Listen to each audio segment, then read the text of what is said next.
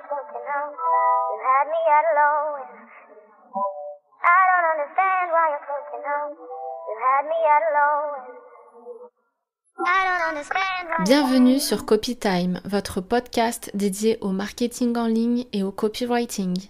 Je suis Safia, copywriter professionnelle depuis 2019 et j'aide les entrepreneurs du web à vendre plus sans trahir leurs valeurs grâce aux techniques de persuasion. Ma mission, vous apporter des stratégies claires et efficaces pour booster votre chiffre d'affaires grâce à la vente de produits digitaux, mais aussi vous aider à toucher votre audience en plein cœur et à les transformer en véritables fans. Découvrez tout de suite ma formation gratuite 5 techniques de copywriting pour des contenus qui convertissent vraiment, disponible à l'adresse develop.fr/copywriting. Si vous sentez prête à faire briller votre expertise et à exploser vos ventes avec une communication véritablement impactante, alors mettez-vous à l'aise et bonne écoute.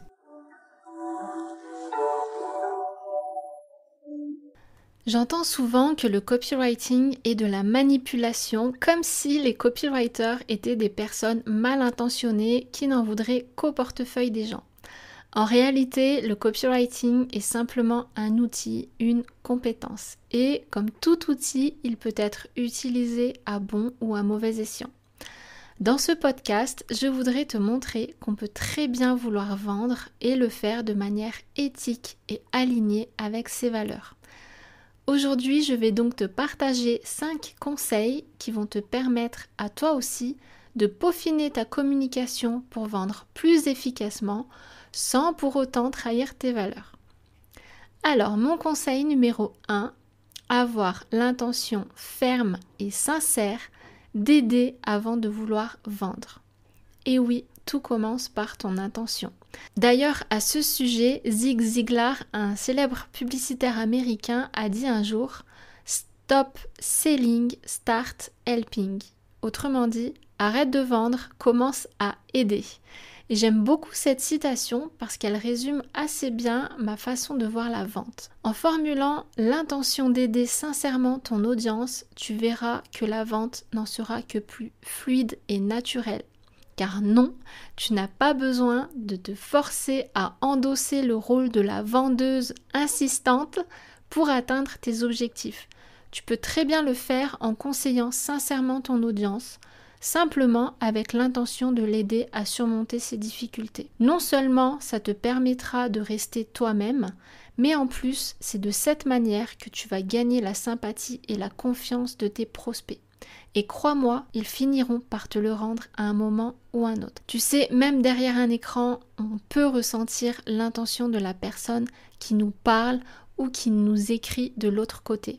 Et si cette intention, c'est de vendre à tout prix, ton audience va le ressentir. C'est pour cette raison que je te conseille vraiment de t'intéresser aux personnes en face de toi. Apprends à les connaître, à savoir quelles sont leurs difficultés et conseille-les en conséquence. N'aie vraiment pas peur de leur apporter de la valeur sans attendre quoi que ce soit en retour. Ta communauté va se sentir écoutée et considérée et je crois sincèrement que c'est comme ça que tu vas gagner une audience fidèle et qu'avec le temps, tu en seras récompensé d'une manière ou d'une autre. D'ailleurs, je suis sûre que ça t'est déjà arrivé de rentrer dans un magasin et de trouver la vendeuse tellement serviable, agréable et à l'écoute de tes envies, sans forcément chercher à te fourguer un article à tout prix, que même si ce jour-là, tu n'as rien acheté, tu t'es dit que tu finirais par retourner dans ce magasin en particulier juste pour cette vendeuse. La deuxième chose que je voudrais te conseiller, c'est que même si tu débutes, tu peux attirer des clients et vendre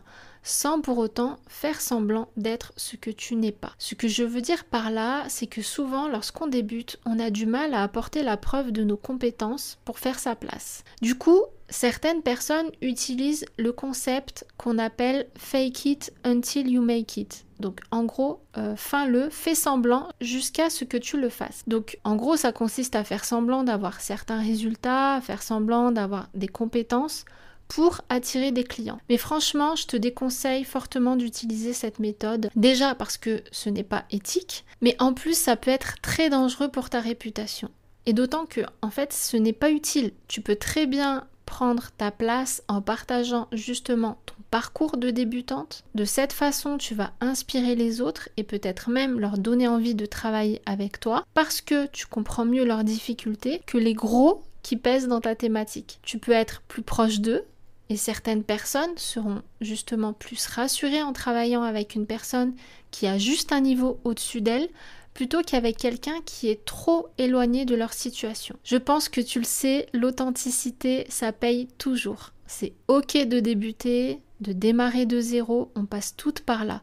Reste simplement honnête dans ta communication, c'est primordial. Et sache aussi que plus tu respecteras tes valeurs et les porteras haut, et plus tu attireras des personnes qui te ressemblent et donc des clientes qui te ressemblent. Troisième conseil que je voudrais te donner pour vendre de manière éthique et alignée avec tes valeurs, c'est de créer du contenu qui va faire en sorte que ton audience se convainque elle-même qu'elle a besoin de toi. Comment ? Eh bien, la première chose, c'est de donner des conseils de valeur qui vont réellement apporter un plus à ton audience en fonction des difficultés qu'elle rencontre et de ses objectifs. Ensuite, dès que tu auras acquis les compétences pour, positionne-toi comme une experte dans ta niche. Je sais qu'il n'est pas évident de faire sa place avec tous les entrepreneurs déjà en place et le nombre croissant de nouveaux entrepreneurs qui débarquent chaque jour. Du coup, l'idée, c'est de te démarquer avec ta personnalité et de montrer à ton audience que tu es compétente pour l'aider à la faire évoluer. Donc pour cela, tu vas énormément communiquer sur ta thématique avec un positionnement qui sera différent de toutes tes concurrentes.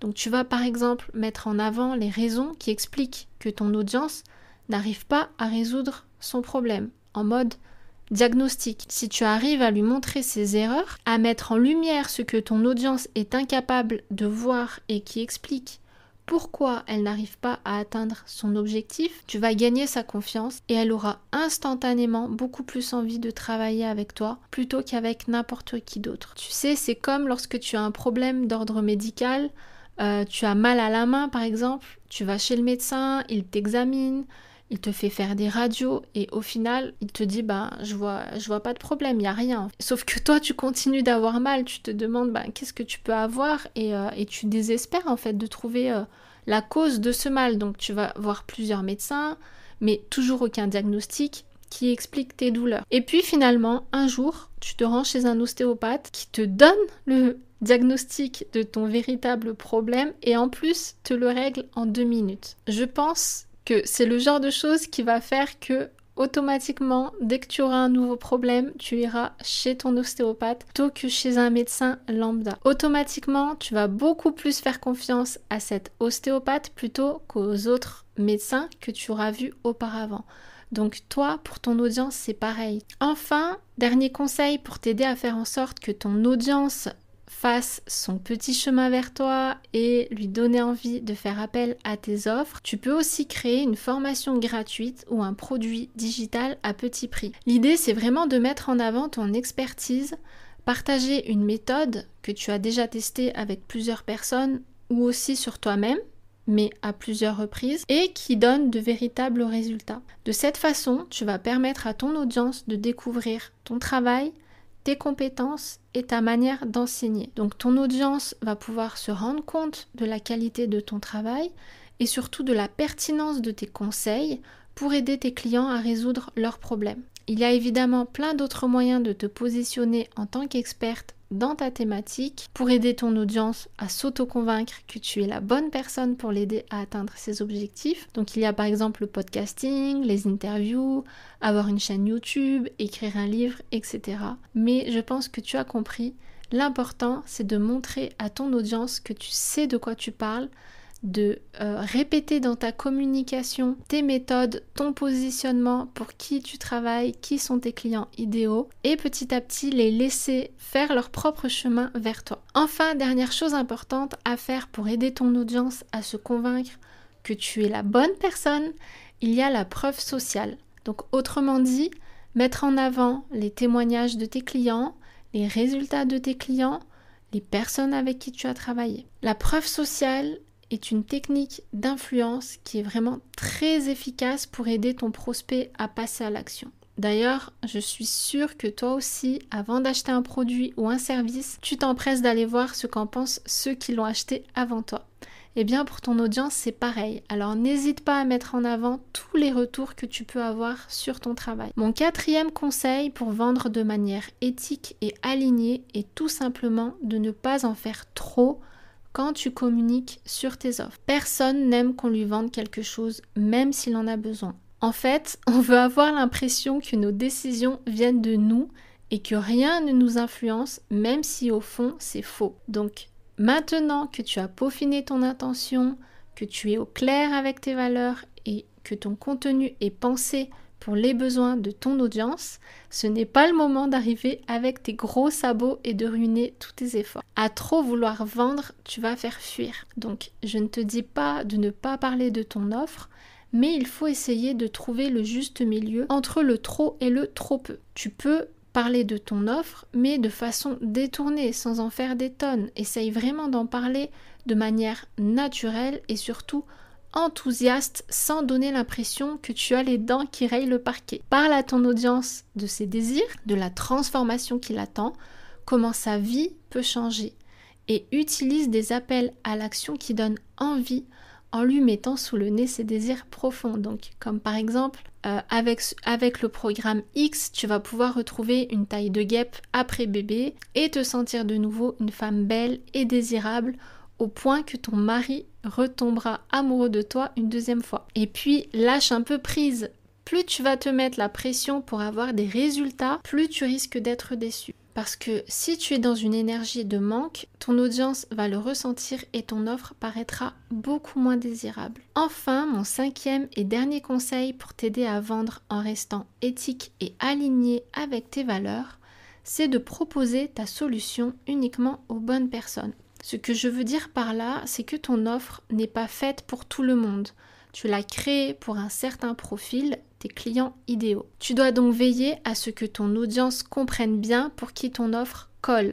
Et inversement, tu dois aussi expliquer quelles sont les personnes pour lesquelles ta solution n'est pas adaptée. C'est quelque chose dont tu dois absolument parler à un moment ou à un autre, que ce soit sur tes pages de vente ou dans tes pitchs de vente. Non seulement ça te permettra de rassurer encore plus tes clients idéaux qui vont se dire qu'ils sont vraiment au bon endroit, mais en plus ça te permettra de repousser les personnes qui ne correspondent pas à celles que tu cherches à attirer.